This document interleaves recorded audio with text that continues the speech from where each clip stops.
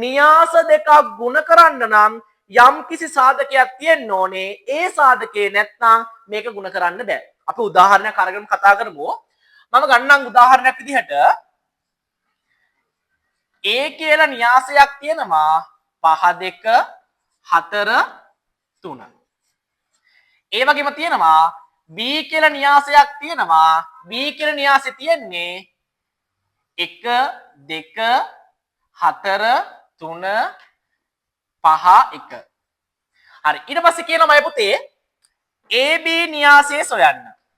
තව කියනවා BA න්‍යාසය සොයන්න. එකක් කියනවා AB න්‍යාසය සොයන්න. අනිත් එක කියනවා BA න්‍යාසය සොයන්න. පුතේ න්‍යාස දෙකක් ගුණ කරන්න කලින් අනිවාර්යයෙන්ම බලන්න ඕනේ මේ න්‍යාසයවල ගණය. ගණය කියන්නේ මේ වගේ දෙයක්. ගණය ගන්නේ පේලි ගුණ කරනවා තීර වලින්. ගණය ගන්නේ කොහොමද? පේලි ගුණ කරනවා තීර වලින්. එතකොට පුතේ මෙන්න මේ පැත්තට තියෙන්නේ පේලි, මේ පැත්තට තියෙන්නේ තීර. උදාහරණයක් විදිහට මෙහෙම ගමු. පේලි කීයක් තියෙනවද? 2යි. පේලි 2යි. තීර 1යි 2යි. එහෙනම් තීරක් කීයද? 2යි. මෙන්න මේ න්‍යාසයක්. පේලි කීයද? 1යි 2යි. පේලි 2යි. තීර කීයද? 1යි 2යි 3යි. එහෙනම් තීර 3යි. එහෙනම් බලන්න මේ න්‍යාසයේ ගණය 2 ගුණ කිරීම 2. 4යි කියලා ගන්නෙ නෑ. 2 ගුණ කිරීම 2. මේ න්‍යාසයේ ගණය 2 ගුණ කිරීම 3. මතක තියාගන්න මගේ පුතේ පේලි තමා තීර වලින් ගුණ කරන්නේ. ඉස්සර ලියවෙන්න ඕනේ පේලි. ඔය තියෙනකොට මේ න්‍යාස දෙක ගුණ කරන්න පුළුවන් නම් තියෙන්න ඕනේ ප්‍රධානම සාධකයක් තියෙනවා. ඒ තමයි පළවෙනි න්‍යාසයේ තීර සංඛ්‍යාව දෙවනි න්‍යාසයේ පේලි සංඛ්‍යාවට සමාන වෙන්න ඕනේ. එහෙම සමාන වෙනවා නම් විතරයි මේක ගුණ කරන්න පුළුවන් වෙන්නේ. අපි බලමු AB න්‍යාසය. AB න්‍යාසය ගත්තොත් A කියන්නේ පළවෙනි න්‍යාසය, B කියන්නේ දෙවන න්‍යාසය. BA ගත්තොත් B කියන්නේ පළවෙනි න්‍යාසය, A කියන්නේ දෙවන න්‍යාසය. සලකා බලන සාධක මොකක්ද?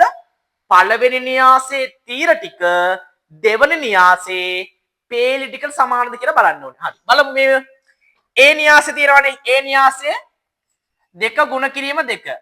B න්‍යාසය 2 ගුණ කිරීම 3.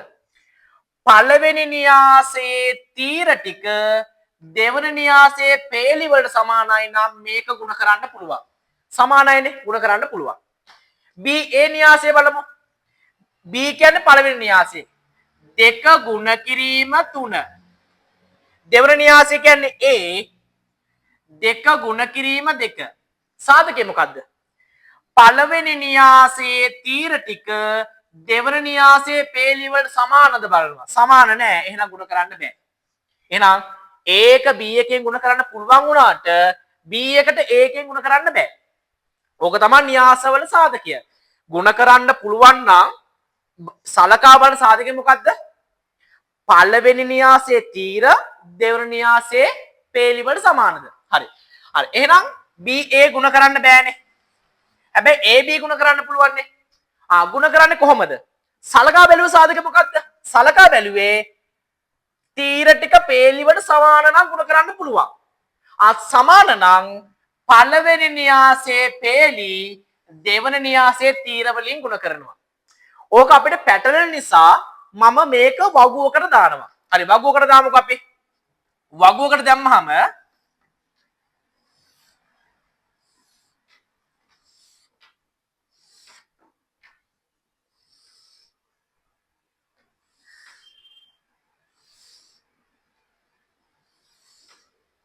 හරි. මෙහෙම වගුවකට දැම්මම මෙන්න මේ කොටුව කපලා දානවා. මේ පැත්තට දානවා පළවෙනි න්‍යාසයේ පේලි. ඇයි පළවෙනි න්‍යාසයේ පේලි ටික දෙවෙනි න්‍යාසයේ තීර වලින් ගුණ කරන්නේ? පළවෙනි න්‍යාසයේ පේලි ටික මෙතන දානවා. බලන්න පේලි ටික 5 4 2 3. තීර ටික දානවා මේ පැත්තට. 1 2 4 3 5 1. මේ පැත්තට දානවා පළවෙනි න්‍යාසයේ පේලි ටික මේ පැත්තට දානවා දෙවෙනි න්‍යාසයේ තීර ටික. දැන් ගුණ කරමු. මෙන්න මේක මේකෙන් ගුණ කරනවා. 5 වාරයක් එක 5යි. එකතු කිරීම 4 වාරයක් දෙක 8යි. 5යි 8යි කීයද පුතේ? 13යි. ගත්තේ කොහමද? මේක මේකෙන් ගුණ කරා මේක මේකෙන් ගුණ කරා. අනිත් පැත්තටත් ඒ වගේම තමයි. 5 ගුණ කරන්නේ 4ෙන්. කීයද? 5 වරක් 4 20යි. එකතු කිරීම 4 වරක් 3 12යි. එහෙනම් කීයද? 20යි 12යි 32යි. ඒ වගේම තමයි 5 ගුණ කරන්නේ කීයෙන්ද? 5ෙන් 25යි. එකතු කරනවා 4 ගුණ කිරීම 1 4යි. කීයද? 29යි. ඒ වගේම තමයි මේකත් 2 ගුණ කරන්නේ කීයෙන්ද? 1ෙන්. දෙවරක් 1 2යි. එකතු කිරීම 3 වරක් 2 6යි. 2යි 6යි කියන පුතේ 8යි. ඊට පස්සේ 2 ගුණ කරනවා 4ෙන්. දෙවරක් 4 8යි. එකතු කිරීම 3 වරක් 3 9යි. එනවා පුතේ කීයක්ද? 17ක්. ඒ වගේම තමයි 2 ගුණ කරනවා කීයෙන්ද? 5ෙන්. කීයද? 10යි. එකතු කරනවා 3 ගුණ කරනවා 1ෙන් කීයද? 3යි. එහෙනම් කීයද? 13යි. ගත්තේ කොහමද?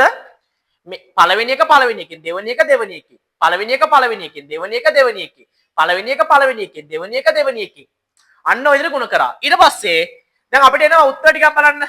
එනවා 13 32 29 8 17 13. මෙන්න මේ න්‍යාසයක් ආව නේද? මෙන්න මේ න්‍යාසය තමයි පුතේ AB න්‍යාසය. AB න්‍යාසය. මොකද A එක B එකෙන් ගුණ කරලා ආපු න්‍යාසය තමයි මේක. එහෙනම් AB න්‍යාසය. ඒතර මේකේ ගණය කීයද?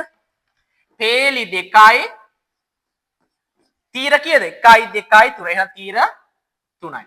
අන්න ඔය විදිහට තමයි පැටලෙන්නේ නැතුව න්‍යාස දෙකක් ගුණ කරන්න පුළුවන් වෙන්නේ.